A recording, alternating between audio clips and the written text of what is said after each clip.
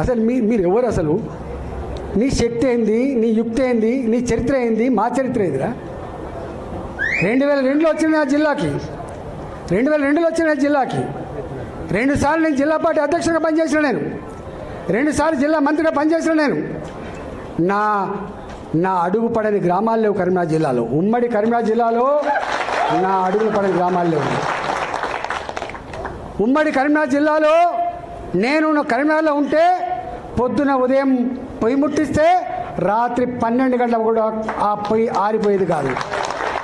ఒక్క హుజరాబాదు, ఒక కమలాపూర్ వచ్చిన వాళ్ళు కాదు బిడ్డ, మొత్తం కరీంనగర్ జిల్లా మొత్తం వచ్చేది. పక్క పంటున్న జిల్లాలు కూడా అప్పుడప్పుడు వచ్చిపోయేది.